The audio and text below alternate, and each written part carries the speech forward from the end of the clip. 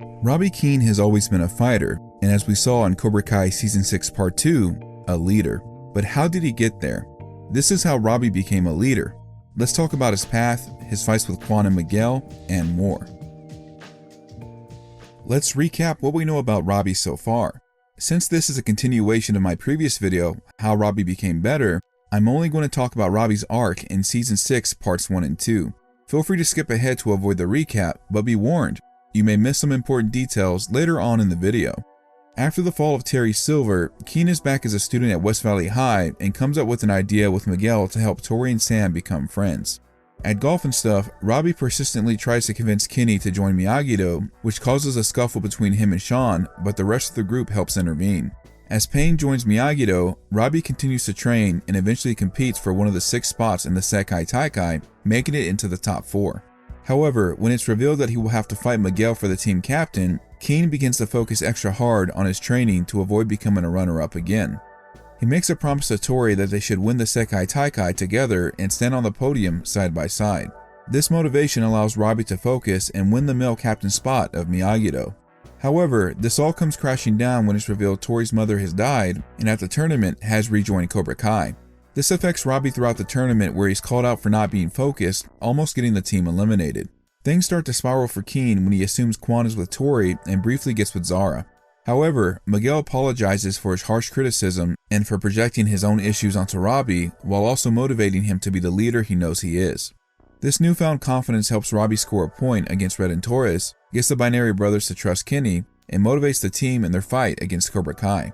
When realizing that Kwon played him into believing he and Tori were an item, Keene focuses his rage and scores the final point against Cobra Kai, winning the match and progressing the team into the semifinals.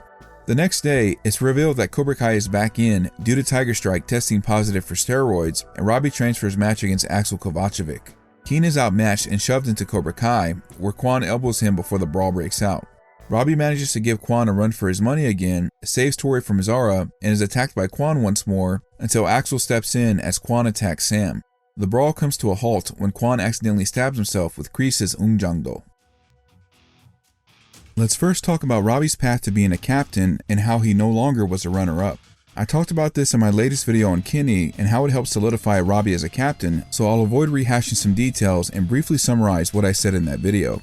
Before convincing Kenny to join Miyagi-Do, it's implied that Robby, though he and Miguel blame each other humorously at golf and stuff, came up with the idea to have Tori and Sam become friends.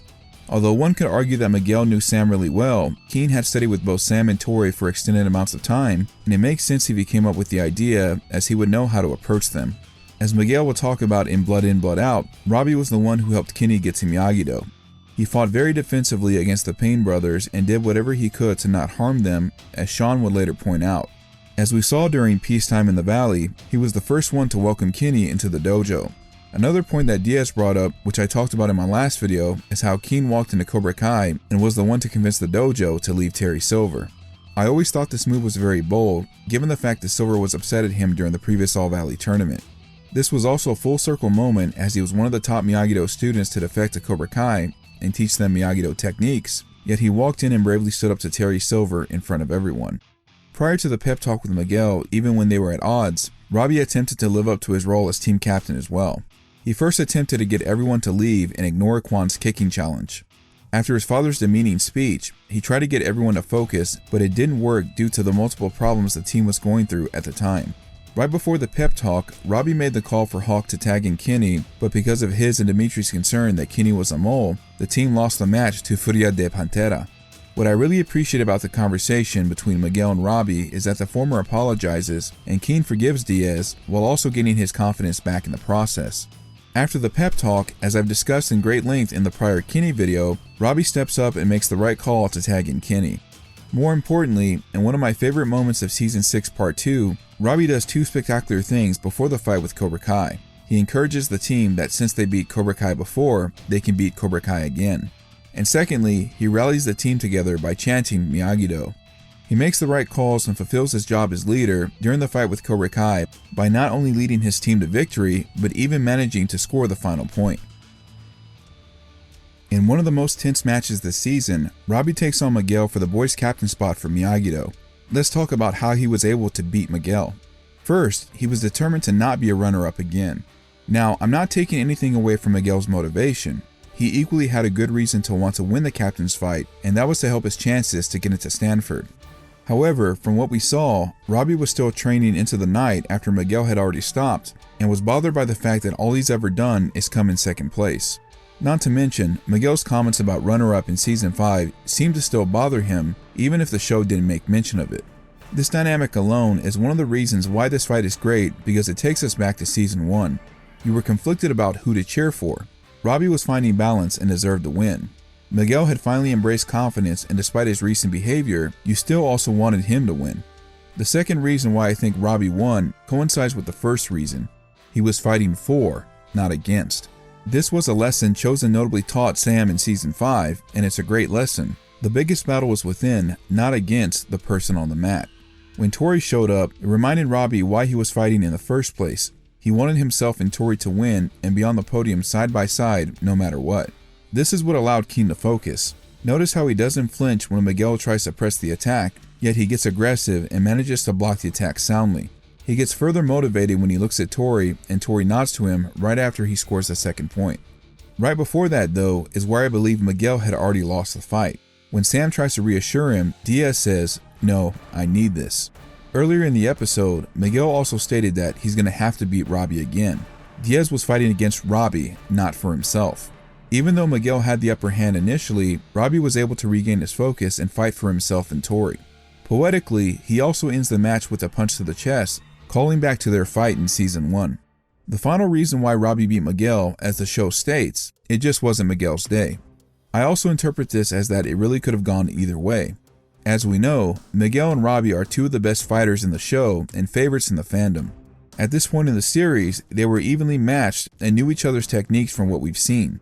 Given that they are the Daniel and Johnny of this generation, I felt like this was one of the more intense and on the edge of your seat fights I've seen since Hawk vs. Robby in Season 4, and you wanted both to win. But ultimately, it made sense for Robby to be the one to win this one.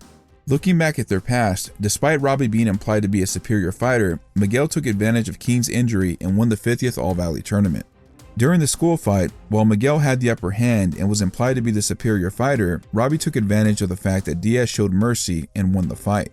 In Season 3 and Season 4, Robby would have had the upper hand because of Miguel's physical and mental weakness. Although it was more of a scuffle than anything, you could count the prom punch-out as a win for Robby because he had the upper hand and ended the fight. In Season 5, Miguel won decisively and had the upper hand and even showed mercy once again. Robby getting a win here made the most sense because, like Season 5, it was truly decisive and there was no ambiguity. He won fair and square. If you don't consider the prom after party a major fight, which some people don't, this would still tie Robby and Miguel 2-2, given that Miguel won in Season 1 and Season 5, and Robby won in Season 2 and Season 6. And let's say you didn't count Season 2, Miguel would still be up 2-0, and that would make it even more of a case for Robby to finally get the win. When you think about it, it's not that different from the formula the first 3 Karate Kid movies would have. Daniel was clearly outmatched against the likes of Johnny, Chosen, and Mike Barnes in initial fights and scuffles, but with training and focus, eventually overcame all of those odds.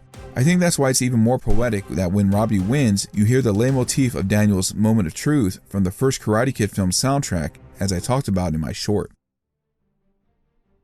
Let's also talk about how Robby was able to beat Kwon. I talked about this in my previous video, The Tragedy of Kwon Jae-sung, but I'd like to talk about it from Robby's perspective. The first reason is that Robby once again was fighting for, not against. When he realized that he made his mistakes with Tori, Keene got angry and, remembering advice from previous senseis, channeled that anger into focus, which gave him the upper hand during most of the match. Because of this and all the precise counters he had for Kwon, Jae-sung's confidence turned into arrogance and blind rage, and Keene was able to take advantage. One of my favorite moments of the fight is when Robby springs up and gets into a stance, fully locked in and ready to win the match. Another moment worth pointing out where he was fighting for is that Tori notably was the one to help Robby from running out of the ring, supporting him both physically and metaphorically as he was fighting Kwon. The second reason Robby won is that he was able to overpower Kwon by taking away his striking power and also resorting to some grappling. You can't just not mention Robby pulling the Kurt Angle spin and grabbing Kwon by his hair, just like Daniel did with Chosen at the end of Karate Kid Part 2. The throw that Keene did at Jae-sung was also great, as it showed that Kwon couldn't resort to just using flashy kicks alone. Near the end of the fight, Robby makes his opponent stumble several times by the force of his kicks alone, almost mimicking a predator playing with its prey. Finally, Robby learned from his fight with Hawk at the All Valley and went for a kick this time instead of a punch, giving Miyagi-Do the point and the victory. It's a very full circle moment that I've talked about in my Easter eggs breakdown for Season 6 Part 2, but looking back on it, what makes this moment stand out even more is that when the ref calls the final point, Hawk is seen in the background reacting to the point. He may have also realized that Robby learned something from him, which makes the victory that much more exciting. It's also worth pointing out that in the brawl in Ungjangdo, Miguel and Robby worked together against their opponents, notably Kwon and Cobra Kai, like the exercise they did in Underdogs, and Robby has his own Kwon moment where he knocks down Jae-sung and Yoon at the same time. Here are my final thoughts on Robby and what we could expect to see from him in the future. Even though Robby was not able to land a point on Axel, he was able to defend every strike when told to go on defense. And as we've seen in several different promos up to this point, Robby is going to have his rematch and land a hit at the very least on Axel. In the trailer, we see that Robby is in his head again, but he's going to have to get past that if he wants to stand a chance. I think if he taps into his focus like he did with Kwon, Robby will be able to fight back against Axel. I imagine his relationship with Tori will also still come into play, given that she's still in Cobra Kai. Robby may be in for his biggest challenge yet, and the question is, will he succeed in becoming a champion? Speaking of the fate of characters, Kwon met a tragic fate near the end of Cobra Kai Season 6 Part 2. Unlike Robby, he never got quite on the right path and was consumed by Kreese's teachings.